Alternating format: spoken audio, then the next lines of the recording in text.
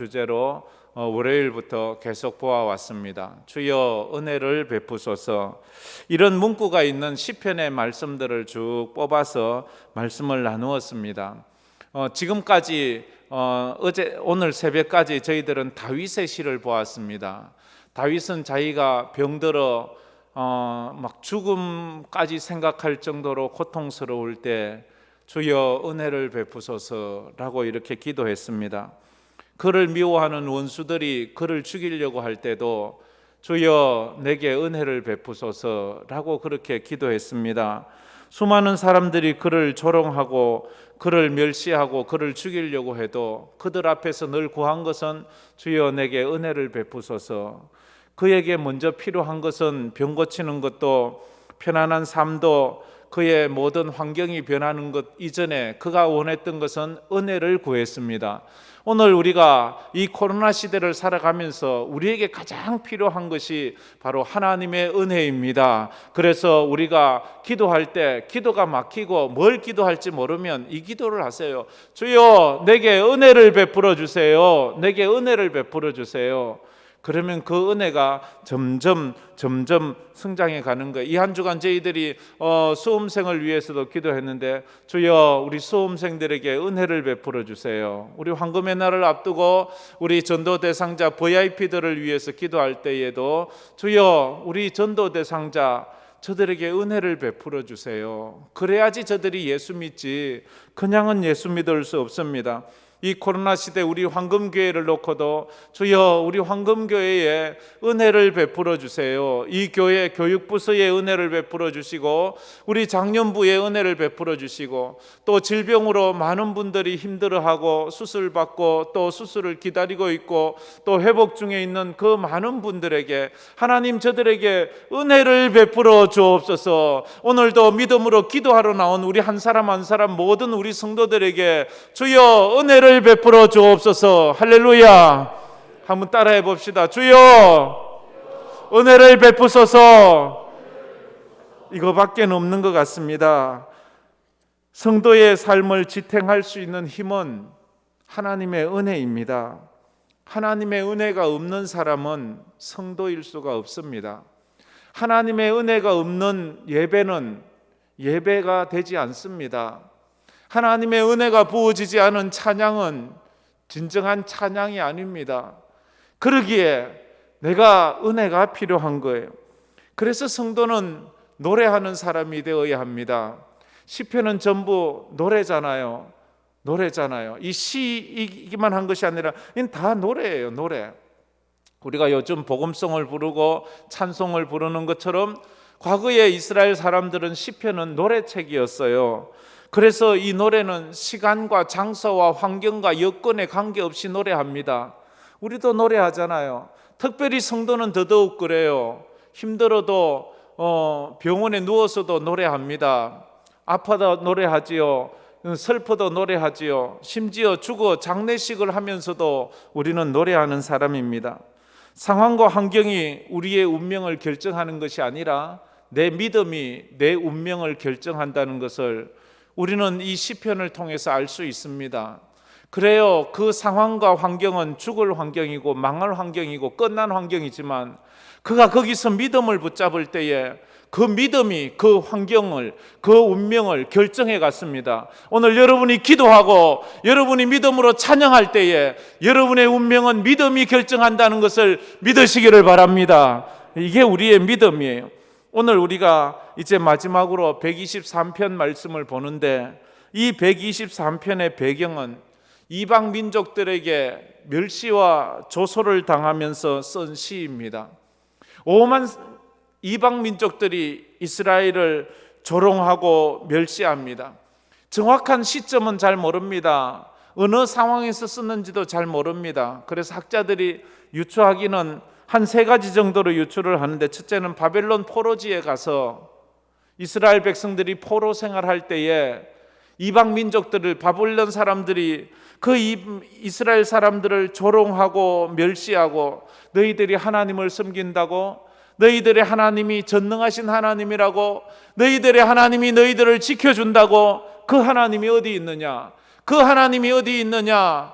그렇게 멸시하고 조롱당할 때가 아니겠느냐.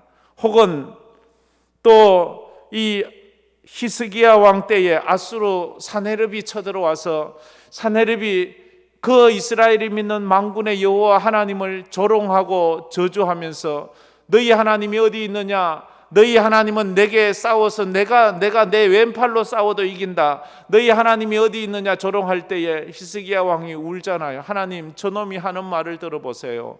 저놈이 우리 하나님을 욕합니다 막 하면서 울잖아요. 또 한설은 느헤미야가 예루살렘에 돌아와서 성벽을 쌓을 때에 사마리아 사람 산발락과 도비야가 온갖 음해를 하고 온갖 멸시를 하고 방해를 하면서 그 성곽 쌓는 일을 방해하고 느헤미야를 조롱하고 이스라엘 사람들을 조롱할 때에 이 시를 쓴 것이 아니겠나 이래 생각합니다. 어쨌든 간에 이 시는 엄청난 조롱과 멸시를 당하면서 쓴 시라는 것을 알 수 있습니다. 우리 3절에도 나와 있듯이 여호와여 우리에게 은혜를 베푸시고 또 은혜를 베푸소서 심한 멸시가 우리에게 넘치나이다. 이방 민족들의 멸시를 우리가 너무 멸시를 받아서 견딜 수가 없습니다. 멸시라는 게 뭐예요? 멸시. 사람이 사람 대접을 안 해주는 거예요. 사람을 짐승 취급하는 거예요. 사람을 투명인간 보듯이 하는 거예요. 인격적으로 대하지 않는 거예요. 참 그게 얼마나 힘들고 어렵다는 건 우리가 잘 알잖아요. 본문에는 믿음의 삶을 사는 우리들이 배워야 될 인생의 이야기가 있습니다. 살다 보면 살아갈 용기가 없어질 때가 있어요. 사람들이 아예 나에게 와서 때리고 나에게 주먹으로 막 치고받고 싸우면 내 육체가 아프지 마음은 덜 아프거든요. 근데 사람들이 내 육체를 때리는 것이 아니라 내 마음을 때리는 거예요. 내 영혼을 때리는 거예요. 사람들이 정신적으로 그 사람을 아주 집요하게 괴롭히는 거예요. 멸시하고 천대받는 거예요. 서럽게 만드는 거예요. 살고 싶지 않게 만드는 거예요. 그래서 사람들이 왕따를 시키고 사람들이 정신적으로 그를 완전히 괴롭히면 사람이 도리어 몸을 때리는 것보다 더 힘들어서 견딜 수 없어서 자기 스스로가 죽으려고까지 하잖아요. 그래서 사람은 서러워지게 됩니다. 서러워서 여러분 울어본 적이 있습니까? 누구에게 맞아서 서러운 경우는 잘 없어요. 정신적으로 내가 인간 대접을 못 받을 때에 그때 엄청나게 서럽습니다. 서러워서 끄이끄이 하면서 막 울 때가 있지 않습니까? 어쩌면 지금 이 시를 쓰고 있는 이 시인이 지금 그런 서러운 상황 속에 놓여 있는 거예요. 서러운 상황이 어떤 건가요? 뭐 이런 경우가 많잖아요. 부모 없는 서러움, 몸이 아픈 서러움, 뭐 이민자의 서러움. 서럽다 하지만 가난만큼 또 서러움도 없다고 그러죠. 가난한 것이 얼마나 서러운지 모릅니다. 배가 고픈 것이 얼마나 서러운지 모릅니다. 이럴 때 우리가 기억해야 될 것은 성도는 서럽고 두려울 때 성도가 해야 할 것은 기도이며 예배입니다. 여러분 인생을 살면서 서럽고 두렵습니까? 그때는 기도하세요. 그때는 하나님께 예배를 하세요. 그 예배 가운데 주여 내게 은혜를 베풀어 주세요. 내게 은혜를 베풀어 주세요. 성도는 어떤 상황에서도 기도를 포기하지 말아야 합니다. 왜? 기도가 우리의 능력이기 때문입니다. 기도는 성도가 살아갈 힘을 주기 때문입니다. 이런 말이 있잖아요. 성도는 밥심으로 사는 사람이 아니라 기도 힘으로 사는 사람입니다. 할렐루야. 성도는 밥심으로 사는 것이 아니라 기도 힘으로 삽니다. 할렐루야. 그래서 예수님이 말했잖아요. 시험에 들지 않게 깨어있어 밥 먹어라 이래 말하지 않았죠. 깨어있어 기도하라 이래 말했어요. 기도하지 않으면 시험에 들어요. 밥 아무리 먹어도 안 돼요. 사람은 문제에 부딪힐 때 그 문제에 파묻힐 때가 있습니다. 그 문제가 나를 잡아먹을 때가 있어요. 그래서 늘 우리가 기억해야 될 것은 성도는 문제에 집중하는 사람이 아니고 늘 하나님께 집중하는 사람이 되어야 합니다. 사면이 다 막힐 때가 있어요. 온 천지가 다 막힐 때가 있어요. 근데 우리가 알아야 될 것은 하늘은 안 막힌다는 거예요. 하늘은 언제나 열려 있어요. 홍해 때에도 그래요. 앞도 막히고 뒤도 막히고 옆도 다 막혔어요. 죽어야 돼요. 근데 하늘이 열려 있었어요. 하늘에 하나님께서 찾아오셔서 역사하시고 홍해를 갈라 주셨어요. 이것은 남의 얘기가 아니라 바로 저와 우리의 얘기인 걸 믿으시길 바랍니다. 우리도 그런 경험 많이 했잖아요. 야, 이제 어떻게 이 일을 풀어가지? 근데 하나님께서 그것을 풀어가기 시작하는 거예요. 동풍이 불고 남풍이 불고 그러면서 서서히 바닷물이 물러가게 만드는 그런 것들을 우리가 많이 경험하잖아요. 어떻게 해요? 역사의 주인은 하나님이세요. 역사는 하나님이 책임지고 있어요. 역사에 하나님이 오시면 모든 것이 하나님의 뜻대로 정리가 돼요. 그러면 역사 속에서 무엇인가 잘못돼 가고 있다는 것은 무슨 뜻이에요? 하나님께서 지금 역사에 개입을 하지 않는 거예요. 하나님께서 역사를 내버려 두시는 거예요. 그래서 우리가 하나님 오셔서 이 역사의 주인이 되어주세요. 하나님 오셔서 우리 가정의 주인이 되어주시고, 오셔서 우리 교회의 주인이 되어주시고, 오셔서 우리 나라의 주인이 되어주세요. 지금 역사가 뭐 이상하게 돌아가고 있잖아요. 이 지구 역사가 이상하게 돌아가고 있어서 다 마스크 끼고 있잖아요. 이게 정상적인가요? 유사 이래에 지구에 있는 모든 인간들이 다 마스크 끼고 산 적이 언제 있었나요? 유사 이래에. 안 믿는 사람들은 지구 역사가 45억 년 이상 됐다고 말하는데 45억 년 동안 단 한순간이라도 지구에 있는 모든 인간들이 마스크 낀 적이 있나요? 뭔가 잘못된 거예요. 하나님 오셔서 이 역사의 주인이 되어주세요. 하나님께서 이것 좀 정리 좀 해주세요. 그러면 되지 않습니까? 우리가 그렇게 부르짖어야 돼요. 빨리 하나님을 불러야 돼요. 아무것도 염려하지 말고 오직 기도와 간구로 너희 구할 것을 감사함으로 하나님께 아뢰라. 그리하면 지각에 뛰어난 하나님의 평강이 너희 마음과 생각을 지키시리라 말씀했습니다. 성도는 사람에게 위로받기 전에 하나님께 먼저 위로를 받아야 돼요. 하나님께 위로받지 못한 인생은 아무리 사람이 위로해줘도 그게 위로가 되지 않아요. 한번 하나님이 오셔서 그래 내가 너 안다, 내가 너의 사정 알지, 이제 두려워하지 말라라, 괜찮다, 내가 너와 함께 한다. 오늘 이 저녁에 주님의 위로하심이 있기를 주의 이름으로 축복합니다. 여러분에게 주님의 위로, 주님 나 좀 위로해 주세요. 주님 나 좀 이렇게 안아주세요. 이 주님이 그렇게 해야 되는 것이 필요하다는 거예요. 세상 사람들은요, 사람 만나서 위로받기를 원합니다. 그래서 사람에게 자기의 마음을 토해냅니다. 자기의 마음을 막 토해내고, 그래서 어떤 경우에는 한 잔 술을 먹고 서로가 자기의 그 이야기를 막 토해냅니다. 그 마음에 있는 것이 시원해지나요? 마음을 토해내면 시원해지는 게 아니에요. 술 먹고 그러면 마음이 토해지는 것이 아니라 더러운 음식 찌꺼기가 토해져 나온다니까. 우리가 하나님 앞에 우리가 나가서 내 마음을 토해내야 돼요. 사람에게 토해내면 그 토해낸 것이 뒤에 약점이 되어서 수틀리면, 인간관계 어긋나면 그때 들었던 그걸로 내 약점을 잡을 때가, 숨통을 조여올 때가 너무 많아요. 세상을 살면 살수록 깨닫는 인간관계의 가장 중요한 원칙, 세상에 믿을 인간은 없다는 거예요. 그거예요. 세상에 믿을 인간은 없다는 것을 우리는 인간관계를 통해서 철저하게 깨닫습니다. 다윗을 통해서도 철저하게 깨달아요. 그리고 두 번째로, 성도는 세상에서 하나님만 바라보는 믿음의 눈을 가져야 합니다. 우리 믿음의 눈이 하나님만 바라보는 눈을 가져야 돼요. 근데 우리 눈은 자꾸 세상의 것을 자꾸 바라보려고 할 때가 많아요. 1절에 보면 이렇게 말해요. 하늘에 계신 주여 내가 눈을 들어 주께 향하나이다. 하늘에 계신 주여 내가 눈을 들어 주께 갑니다. 어떤 사람이 길을 가다 보니까 암탉이 물을 먹는데 물을 쪽쪽쪽쪽 쪼더니 고개를 바짝 세워서 또 이렇게 먹고, 또 물을 쪽쪽쪽 먹더니 고개를 바짝 해서 먹는 거예요. 그러자 하는 말이, 아우 저 닭은 뭐 한다고 저렇게 자꾸 고개를 제치나, 저 참 불쌍하다. 저 뭐 고개 제치는 저거 왜 하나님은 저렇게 만들었지?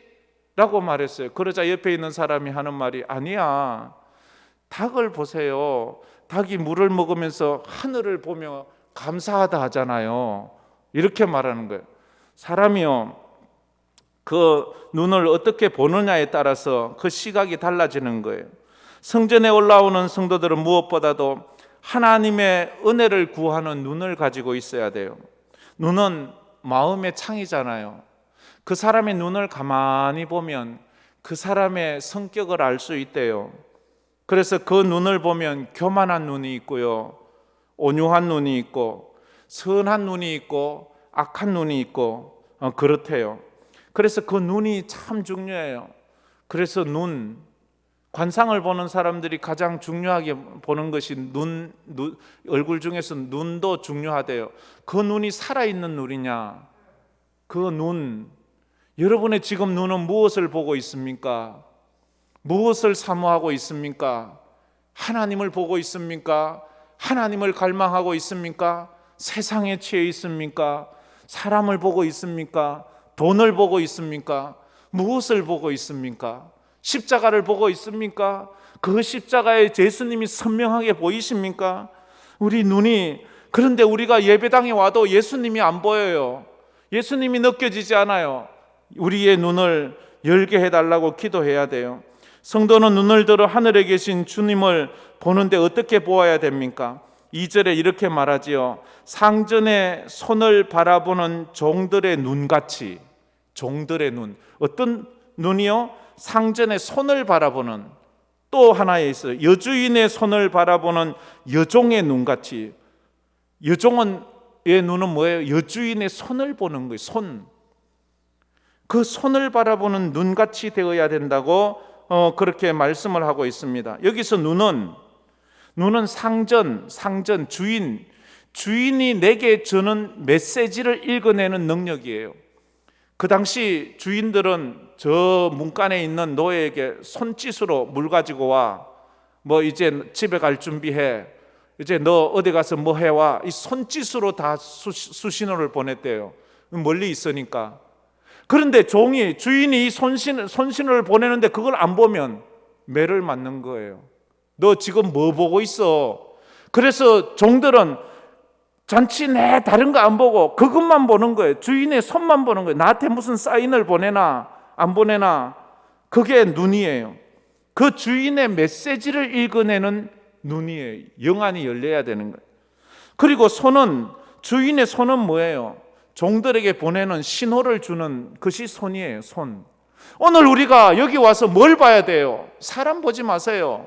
예수님 보세요. 예수님의 말씀 보세요. 예수님의 손길을 보세요. 예수님이 내게 무슨 사인을 주는지 기도해, 말씀 봐, 순종해, 믿음으로 살아 하는데도 뭐 사람 보고 딴 거 보고 이러면서 그 주님의 말씀이 깨달아지지 않는 거예요. 보이지 않는 거예요.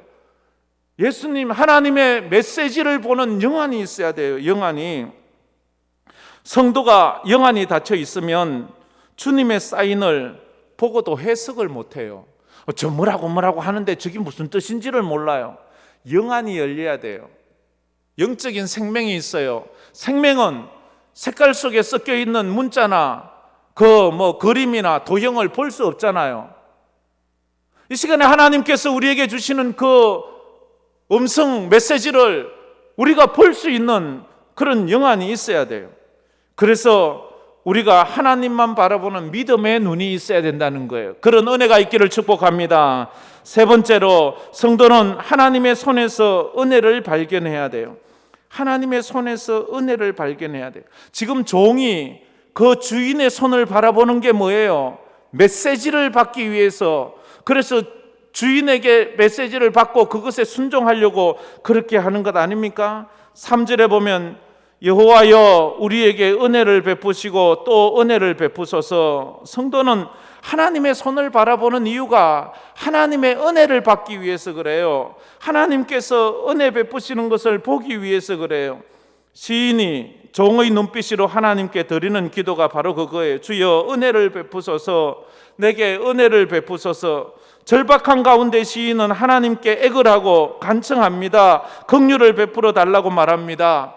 멸시를 당하고 있기 때문에. 한나가, 사무엘의 어머니 한나가 자식을 못 낳았을 때 그 번인나에게 멸시를 당하고 조롱을 당하고 조소를 당하는 그 아픔으로 하나님 앞에 그렇게 부르짖고 또 부르짖지 않습니까?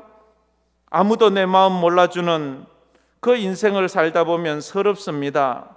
세상에 내 편이 아무도 없어요. 날 이해해 주는 사람이 아무도 없어요. 남편도 몰라주고 아내도 몰라주고 교회 왔는데 목사님도 몰라줘요. 그러면 날 보고 어떻게 살란 말입니까? 이렇게 말해요. 여러분, 살면서 억울한 일을 경험해 본 적이 있나요? 살면서 그 억울함이 너무 서러워 본 적이 있나요? 그걸 어떻게 해야 되나요? 주님 앞에 나와서 십자가를 보세요. 예수님 보세요. 예수님 손을 보세요. 예수님 눈빛을 보세요. 그러면 그 억울하고 서러운 것이 다 풀려요. 예수님은 나보다 더 억울하셨군요. 예수님은 나보다 더 서러우셨군요. 예수님은 나보다 더 많이 우셨었군요. 예수님만큼 서러운 인생이 어디 있어요? 억울한 인생이 어디 있어요? 속상한 인생이 어디 있어요? 그러면 묻잖아요. 예수님은 어떻게 이기셨나요? 나? 하나님 바라보았지. 하나님 앞에 부르짖었지. 아버지여, 내 뜻대로 마옵시고 아버지 뜻대로 하옵소서. 주님, 내게도 그런 은혜를 주세요. 그런 은혜를 주세요. 우리가 기도할 수 있잖아요. 그래서 신앙이라는 것은 기다림입니다. 기다림. 2절 제일 끝에 보면 이렇게 말하지요. 2절을 읽어보면 상전의 손을 바라는 종의 눈같이 여주인의 손을 바라는 여종의 눈같이 우리의 눈이 여호와 우리 하나님을 바라며 우리에게 은혜 베풀어 주시기를 기다리나이다. 기다린다는 거예요. 신앙이라는 것은요, 신앙은 기다림이에요. 기다리지 못하는 자는 좋은 것을 얻을 수 없어요. 기다리는 자만이 좋은 것을 얻을 수 있어요. 기다리는 자만이 맛있는 밥을 먹을 수 있어요. 뜸들이지 않고 먹으면 맛없잖아요. 기다림의 시간은 우리를 성숙하게 하고요. 기다림의 시간은 우리를 익어가게 만드는 거예요. 믿음의 다른 말은 기다림이에요. 인내하는 거예요. 인내하고 기다리는 거예요. 기다리는 자만이 메시아를 볼 수 있는 거예요. 견디는 자만이 메시아를 볼 수 있는 거예요. 멸시와 조소의 치료제는 뭐예요? 멸시당하고 조소당했어요. 사람들이 나를 인정해 주지 않아요. 그래서 왕따를 당하고 우울증에 걸리고 마음의 병이 생겼는데 그 치료제는 뭔가요? 은혜 받는 거예요. 멸시받는데 밥 먹는다고 그 멸시받은 상처가 없어지는 게 아니에요. 멸시받고 조롱당하고 왕따당하고 그래서 그게 마음의 병이 되었을 땐 은혜 받는 길밖에는 없어요. 성도가 세상을 살아가면서 받았던 그 많은 상처를 치유하는 것은 은혜 받는 길밖에 없어요. 그래서 주여 내게 은혜를 주옵소서, 은혜를 주옵소서. 그래서 이 시인도 오늘 이 짧은 1절에서 4절까지밖에 없는데 여기서 은혜를 달라고 3번이나 구해요. 은혜를 기다립니다. 은혜를 베풀어 주세요. 은혜를 베풀어 주세요. 그렇게 부르짖는 거예요. 은혜를 받으면 우리는 일어설 수 있습니다.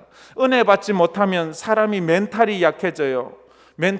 정신력이 약해지는 거예요. 정신력이 약해지면 멸시받을 때 내 정신력이 약해지면 사람은요 분노하게 돼 있어요.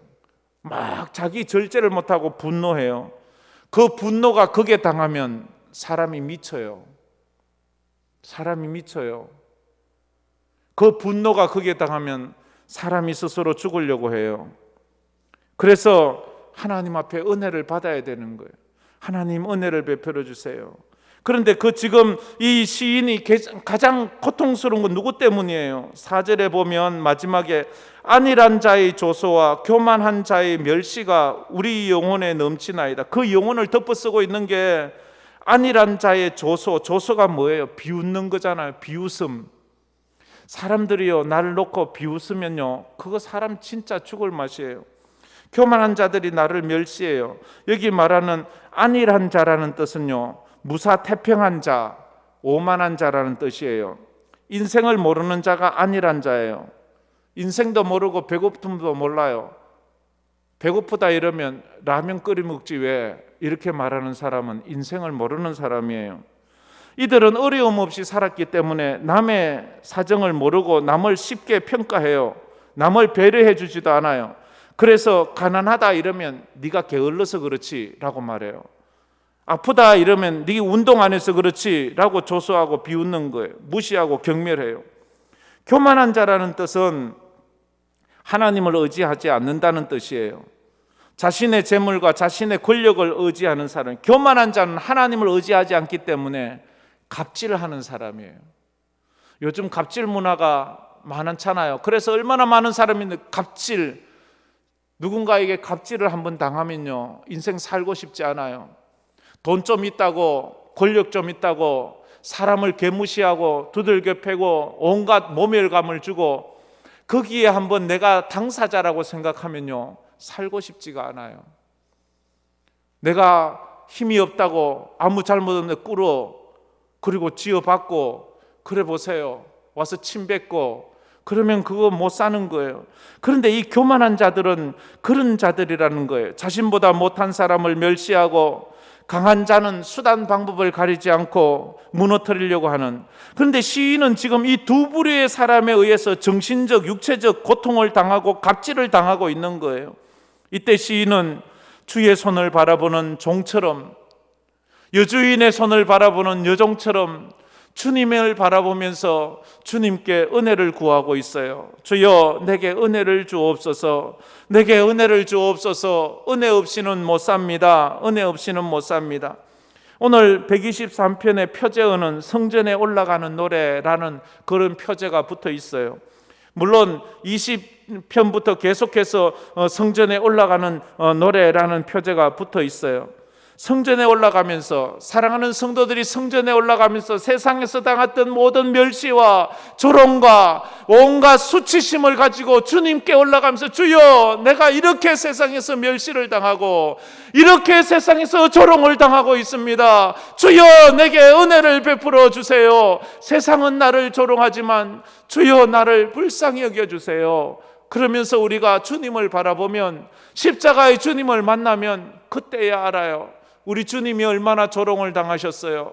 얼마나 멸시를 당하셨어요. 십자가에 오르기까지 사람들에게 옷을 벗기고 채찍질을 당하고 침뱉음을 당하고 뺨을 맞으면서 온갖 조롱을 당하시면서 끝까지 견디셨던 그 주님을 바라보면서 그래 너도 억울하냐? 나도 억울했다. 그러나 하나님은 아신다 라고 그렇게 말하는 거예요. 그러면서 성도가 성전에 올라가서 예수 만나면 서러웠던 마음, 아팠던 마음, 이게 다 씻겨나가는 거예요. 오늘 여러분이 십자가의 주님 만나서 세상에서의 여러분의 상처와 아픔이 다 씻어지기를 주의 이름으로 축복합니다. 은혜 아니면 살아갈 수가 없네. 호흡마저도 다 주의 것이니 참된 평안과 위로 내겐 없어도 예수, 오직 예수뿐이네. 크신 계획 다 볼 수도 없고 작은 고난에 지쳐도 주께 묶인 나의 모든 삶 버티고 견디게 하셨네. 버티고 견디게 하셨네. 우리가 그 은혜 때문에 살아가는 겁니다. 우리 또한 세상에서 조소와 멸시를 당할 때가 있습니다. 그때에 성도는 하나님의 은혜를 붙잡고 믿음으로 승리하기를 주의 이름으로 축복합니다. 마지막으로 한번 부르짖어 봅시다. 따라해 봅시다. 주여 은혜를 베푸소서. 아멘. 우리 이 찬양 한번 부르면서 우리 기도를 나갔으면 좋겠습니다. 오랜만에 은혜 아니면 살아갈 수가 없네. 호흡마저도 다 주의 것이니. 그렇습니다. 주님, 제가 은혜 아니면 살아갈 수가 없습니다. 주님, 나를 불쌍히 여겨 달라고 우리 찬양해 봅시다.